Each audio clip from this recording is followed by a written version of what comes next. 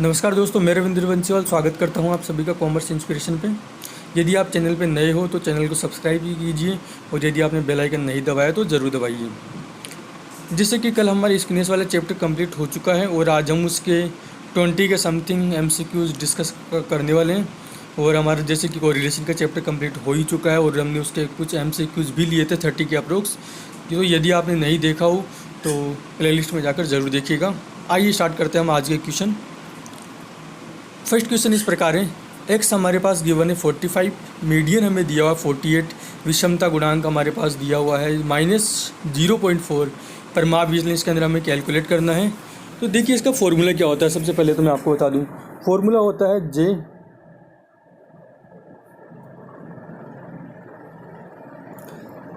Is equal to X minus M. X का मतलब होगा यहाँ मीन और एम का मतलब यहाँ पर मीडियन से है। ठीक है, इसको 3 के मल्टीपल में लिख देंगे, अपॉन स्टैंडर्ड डेविएशन हो जाएगा। ठीक है, अब हम फॉर्मूले के अंदर वैल्यू पुट करेंगे। जी की जैसे वैल्यू हमें गिवन है विषमता गुणांक -0.4 इज इक्वल टू 3x की वैल्यू हमें गिवन है 45 -48 अपॉन स्टैंडर्ड डेविएशन हमारे पास गिवन नहीं है, ये हमें कैलकुलेट करना है तो हम ऐसे कैसे लिख देंगे। ठीक है, हम इसे आगे सोल्व करेंगे। -0.4 इज इक्वल टू 3, 45 में से 48 लेस करेंगे तो हमारे पास जो आएगा -3 निकल के आएगा upon standard deviation. Standard deviation is equal to 3 को -3 से मल्टीप्लाई करेंगे तो माइनस का 9 आएगा और अपॉन में आ जाएगा -0.4। आगे इसको सॉल्व करोगे आप तो जो वैल्यू आएगी वो 22.5 होगी, जो कि हमारा स्टैंडर्ड डेविएशन होगी। और ऑप्शन नंबर सी के अंदर 22.5 दिया हुआ तो ये हमारा करेक्ट आंसर हो जाएगा। ठीक है, क्वेश्चन नंबर 1 कंप्लीट हो चुका है। क्वेश्चन नंबर 2 हम लोग देखते हैं। क्वेश्चन नंबर 2 के अंदर क्या है, कार्ल पियर्सन का विषमता गुणांक हमें गिवन है 0.25, परिमाप विचलन हमें दिया हुआ है 6, मीन हमारे पास गिवन है 24, मोड एंड मीडियन हमें कैलकुलेट करना है। ठीक है, सबसे पहले हम मोड कैलकुलेट करते हैं। मोड का फॉर्मूला क्या होता है, J is equal to X mean minus Z का मतलब होगा मोड और स्टैंडर्ड डेविएशन। ठीक है, ये हमारा फॉर्मूला हो जाएगा। अब फॉर्मूले के अंदर हम वैल्यू रखेंगे। J की वैल्यू हमें गिवन है 0.25,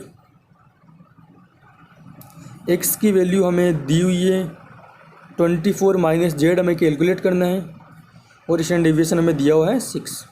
ठीक है, अब हम इसे आगे सोल्व करते हैं। 0.25 को 6 से मल्टीप्लाई करेंगे तो हमारे पास जो निकल के आएगा 1.5 is equal to 24 minus Z. ठीक है, हम इसको ट्रांसफ़र करेंगे तो Z is equal to 24 minus 1.5, Z is equal to 22.5 हो जाएगा। ठीक है, जेड की वैल्यू होगी 22.5, जो कि हमें ऑप्शन नंबर ए के अंदर गिवन है, लेकिन हम मीडियन भी कैलकुलेट करेंगे इसके साथ ही। आइए कैलकुलेट करते हैं। मीडियन का फॉर्मूला क्या होता है, J is equal to 3x minus M upon standard deviation. ठीक है, J की वैल्यू हमें जैसे कि गिवन है 0.25, 3x की वैल्यू हमारे पास दी हुई है 24 माइनस एम हमें कैलकुलेट करना है तो m की जगह m ही लिख देंगे और स्टैंडर्ड डेविएशन हमारे पास दिया हुआ है 6। हम इसे आगे सोल्व करते हैं। 0.25 को जैसे कि हम 6 से मल्टीप्लाई करेंगे तो 1.5 आ जाएगा। ठीक है, 3 इंटू 24 माइनस m। ठीक है, और हम इसे आगे सोल्व करेंगे तो हमारे पास जो वैल्यू आएगी वो आएगी 3 को इधर अगर हम डिवाइड करेंगे तो 0.5 is equal to 24 minus M. M को हम ट्रांसफ़र करेंगे इधर तो m is equal to 24 minus 0.5 आएगा तथा हम 24 में से 0.5 लेस करेंगे तो हमारे पास m की जो वैल्यू निकल के आएगी वो आएगी 23.5, जो कि हमारा मीडियन होगा। इस प्रकार इसका ऑप्शन नंबर ए राइट होगा। ठीक है, क्वेश्चन नंबर 3 हम लोग यहाँ देखते हैं।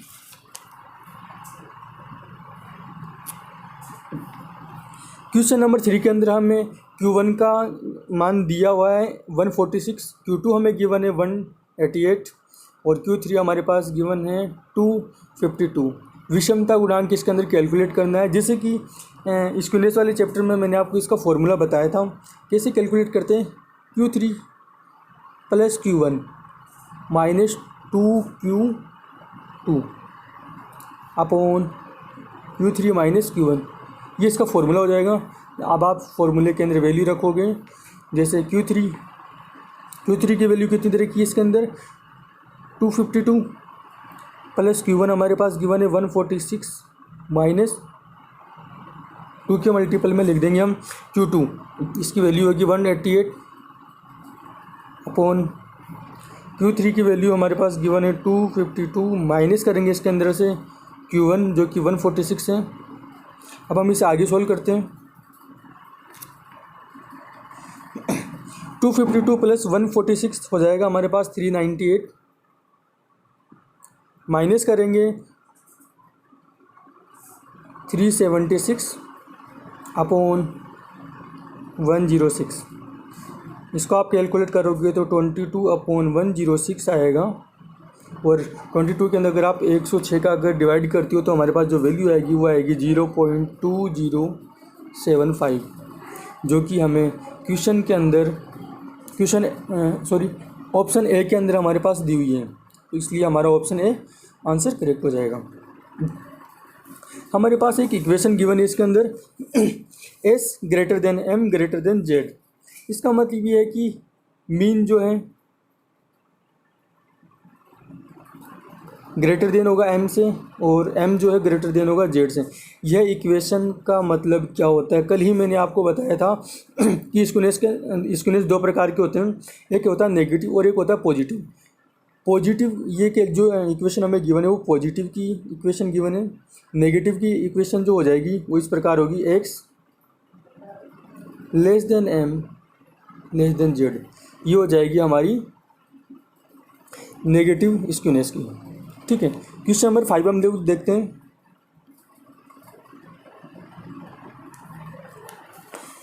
क्वेश्चन नंबर 5 के अंदर दिया हुआ विचलन परीक्षण के अनुसार विषमता नहीं होगी। पॉजिटिव विचलनों का योग नेगेटिव विचलनों के बराबर होने पर क्या होता है, इसके अंदर स्क्यूनेस का अभाव पाया जाता है, मतलब उसमें विषमता नहीं होती है। तो ऑप्शन ए भी हमारा करेक्ट है। क्वेश्चन ऑप्शन नंबर बी देखते हैं हम लोग। सभी विचलनों का योग शून्य होता है, जी हाँ बिल्कुल होता है, इसलिए हमारा ऑप्शन नंबर सी करेक्ट हो जाएगा। क्वेश्चन नंबर 6 हम लोग यहाँ देखते हैं। विषमता का सेकंड माप जाना जाता है। देखिए ऑप्शन नंबर ए हमारे पास दिया है विषमता का चतुर्थक माप। जी बिल्कुल, विषमता का सेकंड माप ही विषमता का चतुर्थक माप होता है। ऑप्शन नंबर ए हमारा करेक्ट है।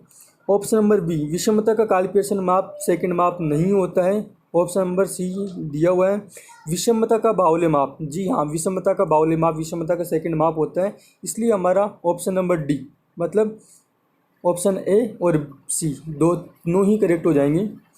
क्वेश्चन नंबर 7 निकालते हैं। क्वेश्चन नंबर 7 के अंदर हमें दशमलव के विस्तार का सूत्र निकालना है इसके अंदर। ठीक है, ऑप्शन नंबर ए हमारे पास दिया हुआ है dr is equal to d9 minus d1 और बी हमारे पास गिवन है d1 माइनस d9। सी हमारे पास गिवन है d4 माइनस d1। देखिए मैं आपको बता दूँ इसका आंसर दो, इसके बारे में मैंने कल आपसे डिस्कस नहीं किया था, तो ये जो सूत्र है वो याद कर लीजिएगा आप लोग। क्वेश्चन नंबर 8 हम लोग देखते हैं।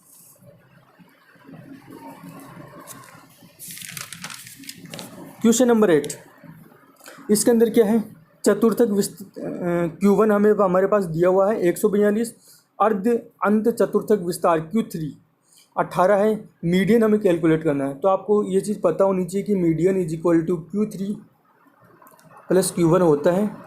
ठीक है, और मीडियन हमें पूछा है और Q3 प्लस Q1 की वैल्यू हमारे पास गिवन है। Q3 कितना है 18 प्लस Q1 की वैल्यू हमारे पास गिवन है 142, जिससे हम अगर ऐड कर देंगे दोनों को तो हमारे पास मीडियन निकल के आ जाएगा। ठीक है, जो कि 160 होगा। क्वेश्चन नंबर 9 क्वेश्चन नंबर 9 के अंदर हमारे पास गिवन है Q1 व Q2 का मान ज्ञात कीजिए। Q1 व Q2 का मान हमें कैलकुलेट करना है। यदि दोनों का अंतर जो होगा वो 8 होगा, मतलब Q1 और Q2 का जो अंतर होगा वो 8 होगा, और दोनों का योग जो होगा वो होगा 20। तो इस क्वेश्चन को हम ऑप्शन की सहायता से सोल्व करेंगे।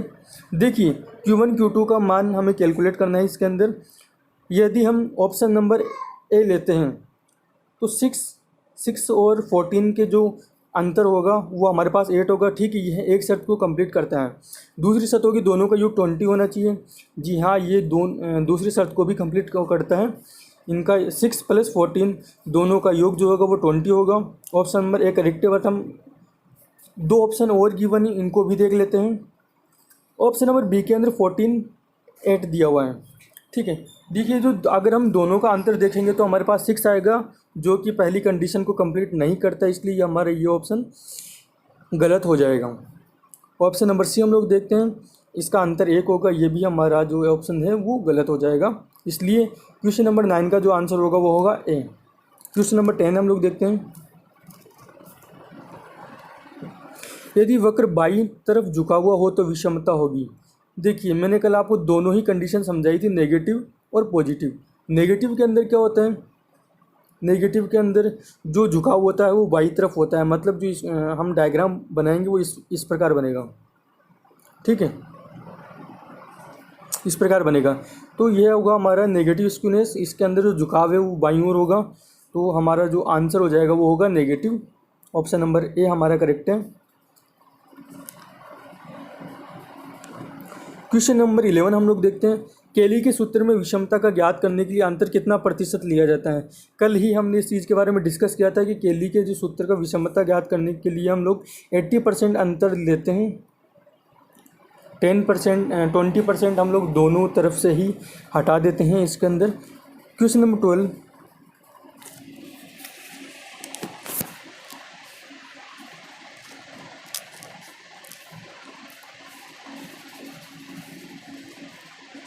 क्वेश्चन नंबर 12 हम लोग देखते हैं। इसके अंदर क्या गिवन है, यदि काल पेयरसन का विषमता गुणांक 0.42 है और x मतलब मीन हमारे पास गिवन है 86 और मीडियन हमारे पास दिया हुआ है 80, और तो कोफिशिएंट ऑफ वेरिएशन हमें इस कैलकुलेट करना है। देखो कोफिशिएंट ऑफ वेरिएशन का फॉर्मूला क्या होता है, coefficient of variation is equal to standard deviation upon x into 100। हमें CVX कैलकुलेट करना है।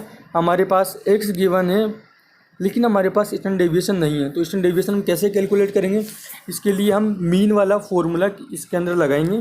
कैसे लगाएंगे मैं आपको बता दूं। Coefficient of skewness is equal to 3x - m upon standard deviation. ठीक है, इसके अंदर हम वैल्यू रखेंगे। j की वैल्यू हमारे पास दी हुई है 0.42 इज इक्वल टू 3। x की वैल्यू हमारे पास गिवन है 86, m की वैल्यू हमें दी हुई है 80 और स्टैंडर्ड डेविएशन हमें कैलकुलेट करना है।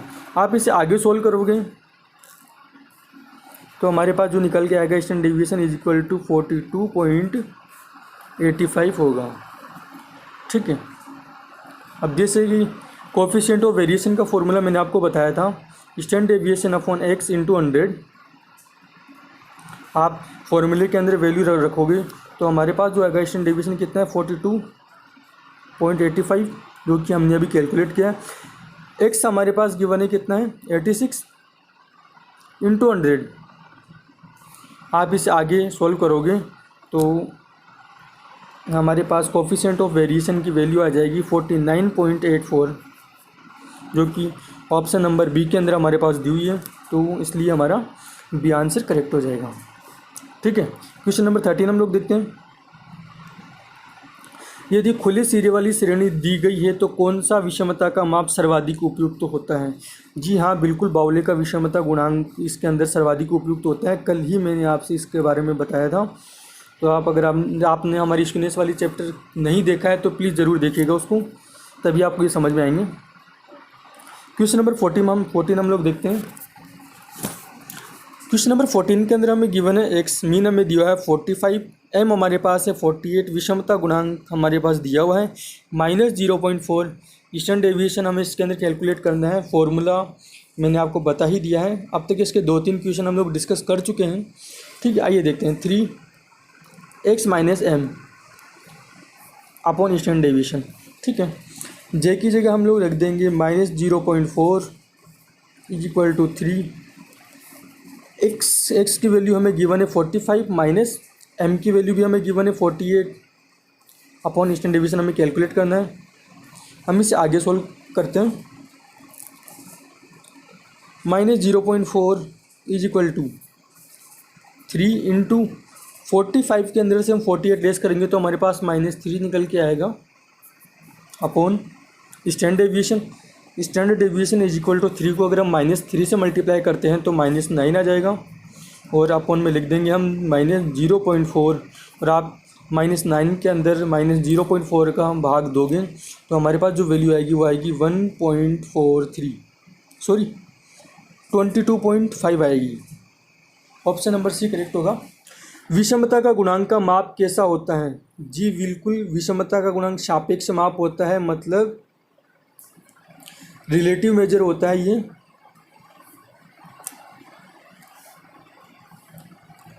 दोनों के निरपेक्ष माप और सापेक्ष माप दोनों के अंदर क्या अंतर होता है, मैंने आपसे कल ही इसके बारे में डिस्कस किया था। यदि आपने हमारी स्क्रीन वाली वीडियो नहीं देखी तो उसको ज़रूर देखना, तभी आपको ये चीज़ समझ में आएगी। ठीक है, क्वेश्चन नंबर 17 हम लोग यहाँ देखते हैं। इसमें केली का विषमता गुणांक हमें कैलकुलेट करना है। सबसे पहले तो आपको केली का जो फॉर्मूला है वो आपको याद होना चाहिए, जो कि हमारे इस प्रकार था D9 + D1 - D2 × D5 upon D9 - D1। ये हमारा केली का फॉर्मूला है। ठीक है, इस फॉर्मूले की सहायता से हम इसके अंदर केली का विषमता गुणांक कैलकुलेट करेंगे। कैसे कैलकुलेट करेंगे आइए देखते हैं। D9 की वैल्यू हमारे पास इसके अंदर गिवन है, कितनी है 11.25 प्लस D1 की वैल्यू हमारे पास दी हुई है 5.812 माइनस 2। D5 की वैल्यू हमारे पास गिवन है 7.906। ठीक है, और D9 - D1, D9 की वैल्यू है 11.25 माइनस 5.812। फिर हम इसे आगे सोल्व करेंगे तो हमारे पास निकल के आएगा 17.062 माइनस 2 को हम 7.906 से मल्टीप्लाई करेंगे तो हमारे पास आएगा 15.812 अपॉन, यदि हम 11.25 में से 5.812 लेस करते हैं तो हमारे पास आएगा 5.438। ठीक है, यदि आप इस इक्वेशन को आगे सॉल्व करोगे तो हमारे पास जो निकल के आएगा वो होगा 0.23, इसलिए हमारा ए ऑप्शन इसके अंदर करेक्ट हो जाएगा। क्वेश्चन नंबर 18 हम लोग देखते हैं।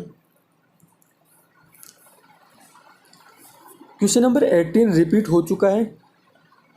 ये हमें क्वेश्चन नंबर 3 के अंदर भी दिया हुआ था, यही वैल्यू दी हुई थी, जिसके अंदर हमारे पास जो वैल्यू निकल के आई थी वो आई थी 0.208। ठीक है, तो आप क्वेश्चन नंबर 3 को ज़रूर देखिए, उसके अंदर मैंने आपको सोल्व करके बताया था अच्छे से। Question number 19 mean median mode का संबंध कैसा होता है। मैं आपको एक शॉर्ट ट्रिक के अंदर इसको बता देता हूँ। देखिए, सबसे पहले हमारे पास जो होता है वो आता है एम। ठीक है, एम के बाद एक्स आता है और एक्स के बाद आता है जेड। अल्फ़ाबेटिकल आपको याद होगा। ठीक है, देखिए 3m में से हम लोग लेस करेंगे 2x तो हमारे पास 1z आ जाएगा। ये इसकी इक्वेशन हो जाएगी और ये हमारे पास दी हुई है ऑप्शन नंबर। क्वेश्चन नंबर 20 हम लोग देखते हैं। विषमता से तात्पर्य क्या है। देखिए, विषमता से तात्पर्य यहाँ ये होता है कि जहाँ पर सममिता का अभाव पाया जाता है हम उसे विषमता का माप बोलते हैं, जो कि ऑप्शन नंबर ए के अंदर गिवन है। आवर्ती का समान वितरण होता है, ये अनकरेक्ट है। क्योंकि विषमता के अंदर असमान वितरण हमारे पास गिवन होता है और असममित वितरण ये भी हमारा अनकरेक्ट है। तो ऑप्शन नंबर ए हमारा करेक्ट हो जाएगा। सममिता का, इसके अंदर विषमता के अंदर क्या होता है, सममिता का अभाव पाया जाता है। मैंने आपको 1 लाइन के अंदर इसका आंसर बताया था, अगर आप वो फर्स्ट वीडियो के अंदर, ठीक है। तो आज के लिए इतना ही। हमारे 20 MCQs कंप्लीट हो चुके हैं।